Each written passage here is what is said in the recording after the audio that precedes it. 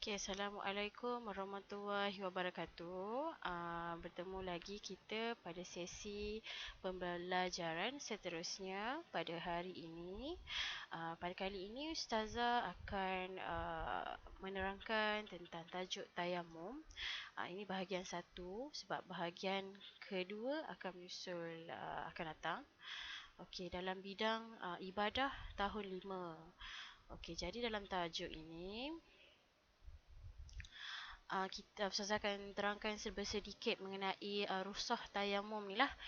Ustazah rasa dah ramai yang pernah dengar atau mungkin dah pernah amali tayamum ni di sekolah agama ke kan.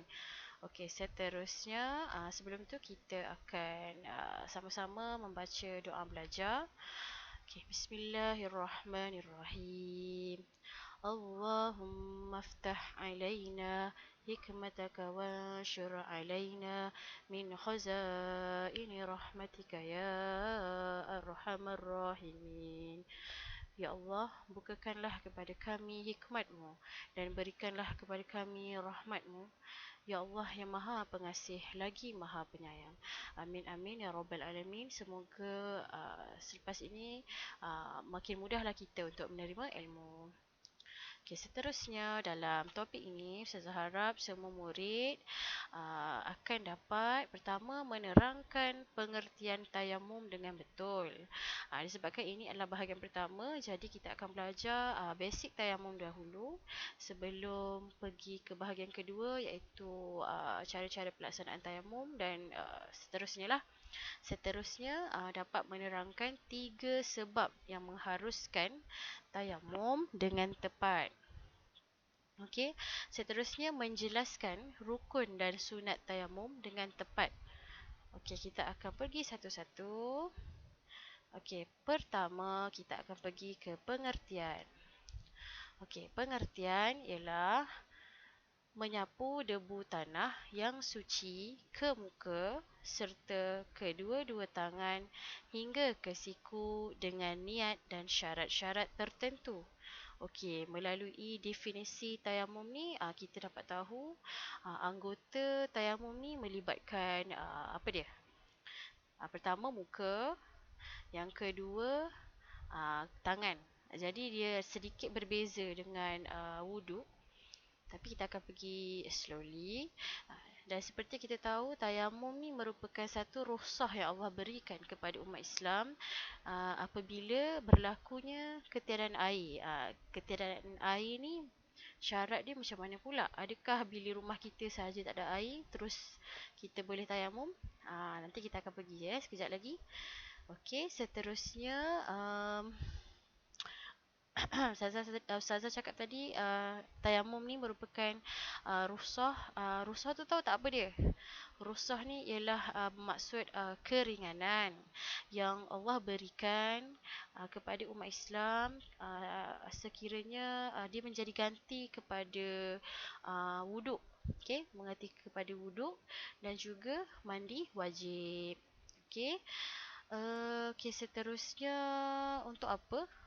Untuk mengharuskan seseorang itu melakukan ibadah-ibadah seperti solat, baca Al-Quran, tawaf, untuk pegang Al-Quran, pegang mazhab Al-Quran dan sebagainya lah. Okey. Okey, apa yang dikatakan dengan debu tanah yang suci? Ini saya nak rungkaikan sekali.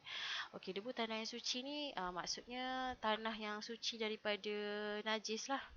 Jangan tanah yang tak berapa bersih awak ambil. Kan, main ambil je dekat tepi-tepi jalan. Itu tak betul lah. Okey, jadi maksud dekat sini, tanah ni dia berdebu yang suci daripada najis serta tidak mustakmal. Apa maksud tidak mustakmal tu?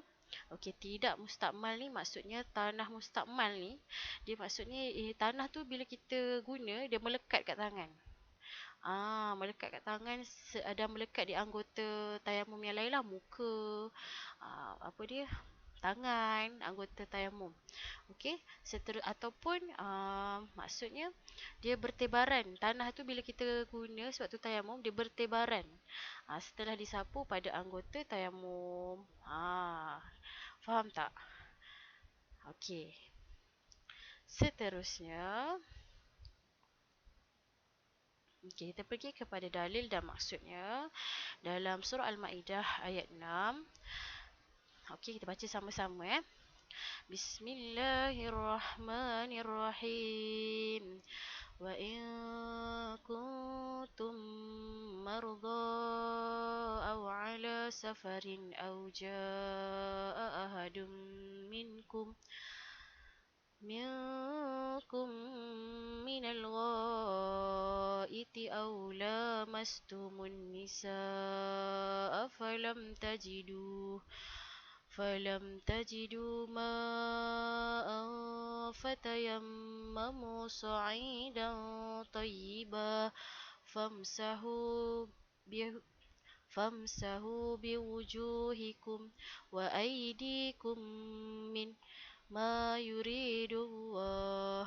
Okey, maksudnya, dan jika kamu sakit, tidak boleh menggunakan air, atau dalam keadaan musafir, atau salah seorang daripada kamu datang dari tempat buang air, atau kamu sentuh perempuan sedang kamu tidak mendapat air untuk berwuduk dan mandi, maka hendaklah kamu bertayamum dengan tanah debu yang bersih, iaitu sapulah muka kamu dan kedua-dua belah tangan kamu dengan tanah debu itu.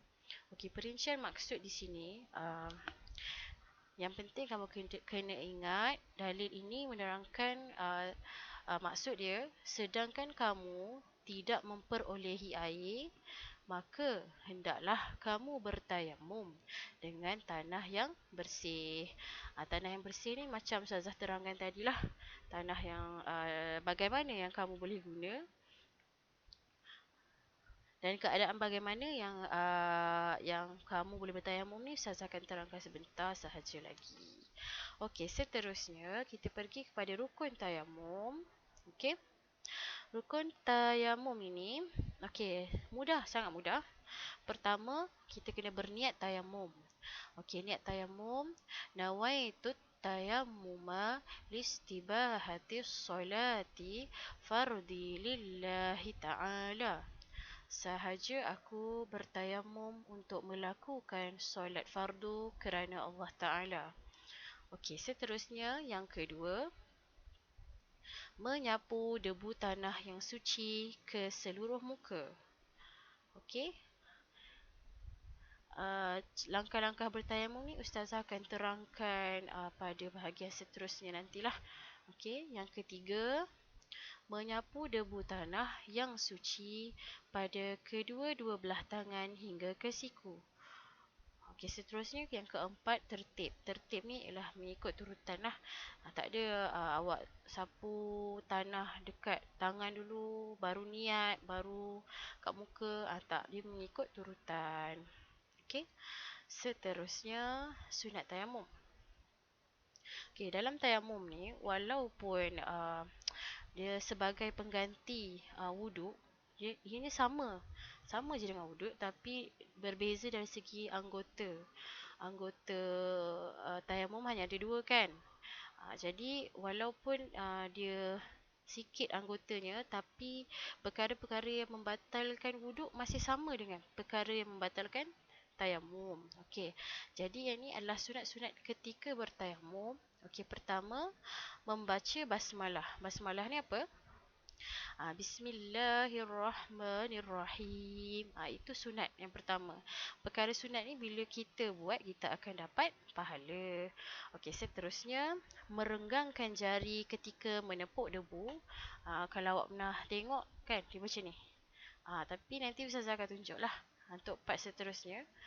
Okey, itu antara perkara-perkara sunat. Yang kedua, yang ketiga, membaca doa wuduk setelah selesai bertayamum. Sama juga macam berwuduk. Okey. Okey, yang keempat, menyapu muka dari atas ke bawah. Okey, atas dulu mula, kemudian ke bawah. Okey, seterusnya mendahulukan anggota kanan daripada kiri. Dan kita dahulukan dulu anggota yang kanan, kemudian baru kita yang bergerak ke anggota yang sebelah kiri. Okey, seterusnya menipiskan debu pada tapak tangan. Dah kita tekap tu kan. Contohlah ni kan, tayamum ni kan. Kita tekap. Kita nipiskan tu macam mana? Macam ni. Menipiskan sambil merenggangkan jari. Itu cara dia lah. Itu sunat juga. Seterusnya, kita kena menghadap kiblat. Ini perkara yang sangat simple lah untuk awak dapat pahala. Baca bismillah, menghadap kiblat. Senang kan nak buat benda tu. So, perkara sunat ni maksudnya bila kita buat, kita akan dapat pahala.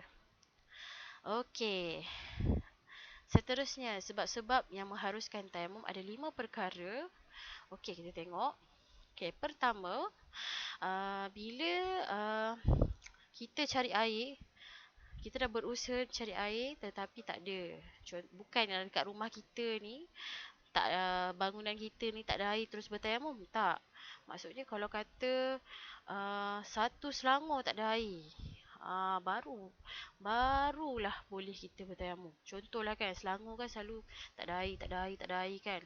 Memang dah kering kontang baru boleh tayamum.